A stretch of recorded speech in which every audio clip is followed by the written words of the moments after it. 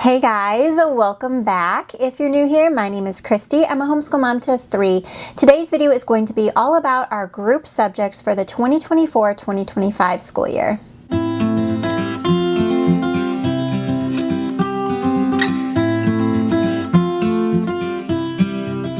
That this video goes live, I have already shared my second grader and my kindergartner's individual curriculum choices for next school year, and I am now posting our group subjects before my middle schoolers just because I'm still waiting on a couple things to come in for her. So when it comes to group learning, we typically have done in the past group subjects on Fridays. Now, I'm not sure exactly how our group learning schedule is going to be next year as of yet. I'll be sure to share more about that when I kind of determine what we're doing. Our main focus for group learning is kind of extra things. So art is a big one that we focus on, as well as nature study. I want it to be a really kind of refreshing, kind of fun, creative learning time together, and I really love kind of focusing on our group subjects like that. My kindergartner and my second grader will be dabbling a little bit in some group things on their own, but this video is all about subjects that I'm including all 3 of them in on as a special learning time. So like I mentioned, art is a big focus for our group learning time.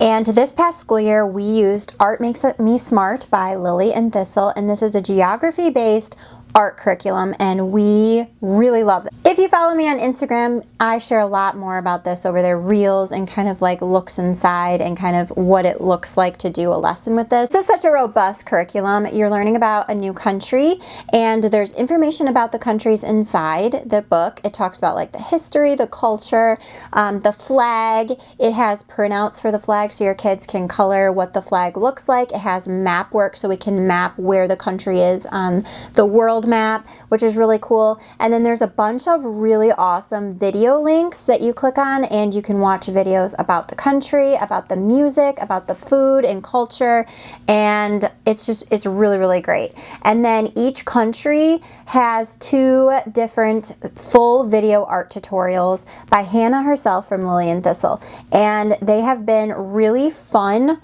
art techniques that you don't necessarily do on like your own. There's some really cool like transfer art. There's a lot of art using oil pastels and gouache paint and watercolors, and it's really, really cool. We have loved kind of learning those new techniques. Something I love about this too is that the supplies are really simple, and you use the same supplies for the entire curriculum. So you're not going to have this giant list of supplies you need. You just have a few that you get, and then you use that throughout the whole curriculum.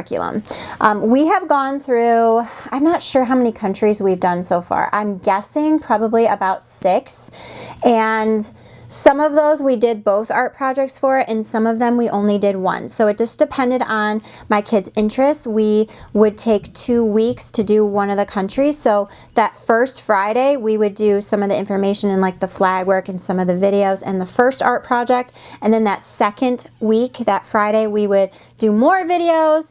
And then we would kind of go into the second art tutorial and kind of maybe the recipe and that sort of thing. So we didn't always stretch it 2 weeks, but we did sometimes. So I think we did about 6, if I'm not mistaken, and I believe there's 13 in the curriculum. So we've done about half of the curriculum. And so I'm probably going to end up continuing a little bit of this next year too, but I also have some other art resources that I want to throw in as well. So we're going to kind of broaden our art here a little bit, but this is a fabulous resource and definitely want to use some of this next year too. I have had this book for a couple years now, and we've done not much out of this.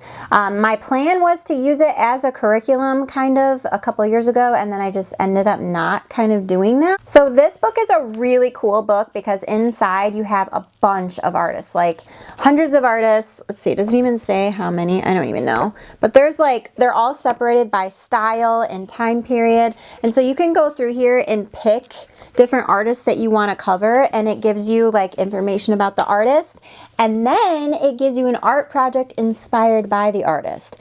So there's a little bit of information in here which I think serves at a really great kind of biographical reference base, and then you can kind of expand upon it with some more art encyclopedias. If you have older kids, you can get some picture books about the artist. Like, there are some really cute, really beautiful picture books that tell stories about different artists, and I love getting those from our library and kind of diving in a little bit deeper with my younger kids.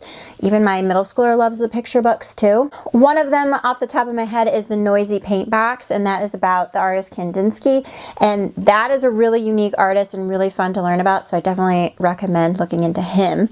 But it's just a really great way to expand upon their knowledge, get to know some of these artists, get to know some of their styles, and play with different techniques. And I am very artistic. I've always loved art. I took art through all of high school. I was independent art study at my senior year.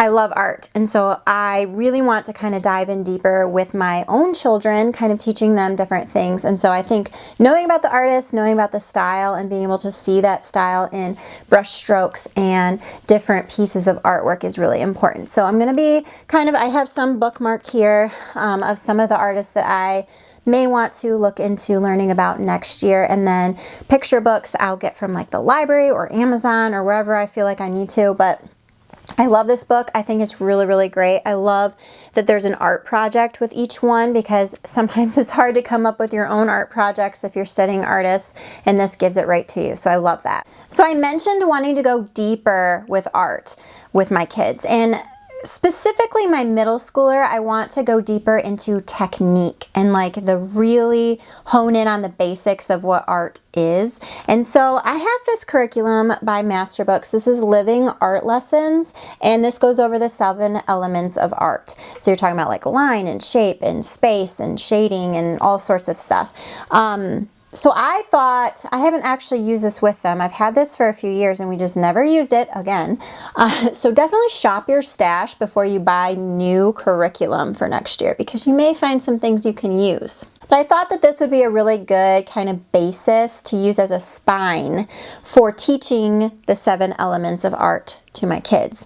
I think it's really basic from what I've looked in here. It doesn't go into a ton of detail, but I think it's enough to get us started and kind of that really first intro to what these elements are and how they're used in art, and kind of seeing that in art pieces. So I'm going to use this as kind of a spine to kind of expand upon on my own to teach my kids these skills. So I'm excited about this. I think it'll be good. Okay, so that is art in a nutshell. I may pull in other resources. If I do throughout the year, of course, I will share them with you. But now the second focus I have for this year that I wanted to do with my kids is apologetics. So my kids have a lot of questions when it comes to why things are the way they are, why the Bible says certain things, why these things happened in the Bible, and they're really hard to answer sometimes, and they're getting more and more like quizzical about it. So I thought like a really basic introduction to apologetics would be really good to start doing with my kids. And so I'm going to be using the Elementary Apologetics course from Masterbooks. And this course bases its study on these answers, the answers books for kids. And they are like a set of almost picture-y books. They look like this, and they're little hardback books. And inside these books are questions that real kids submitted. Questions about faith and Bible and Jesus and creation and all sorts of things. And for example, like in this one's all about, each one is kind of themed. So this one is a volume, what is this one? Volume 5.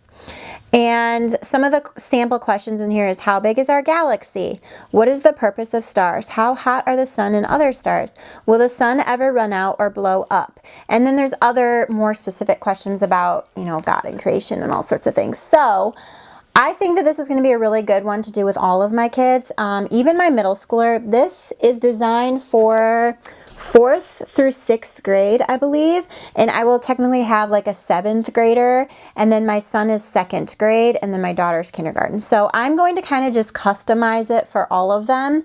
I think that it'll be a good intro for all of them. I don't know how much my kindergartner is going to take from this, but I think she'll still enjoy kind of answering these questions, and I'll try to simplify it a little bit in explanation for her so she can kind of understand it better. But I think that my son, who is the king of questions, will actually get a lot out of this, even though it says 4th grade.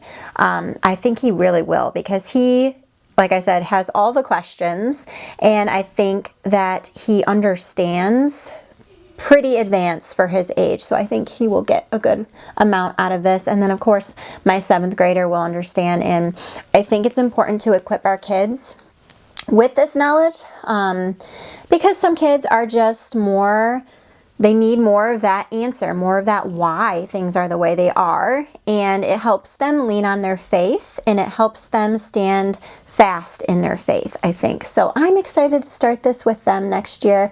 Like I said, I'm not sure what schedule I'm going to be doing with all of these group subjects, but I am looking forward to this. I think it'll be good. So those are all of my planned group subjects. Now, obviously, if a unit study comes up, a literature study, something extra comes up that I want to add in, I totally am like all for doing that. So this is not like a set plan, but this is kind of what I'm planning on starting our year with. Also, sometimes my kids like to join in on other kids' individual subjects. For example, my daughter's science could possibly be okay for my 2nd grader to kind of listen in on and learn too, and do some of the experiments with her. So it just kind of depends on what they want to do, but I'm never going to tell them no, like, no, you can't listen in if you want to. We're very fluid that way. Like it just, whatever people want to take a part of, they can.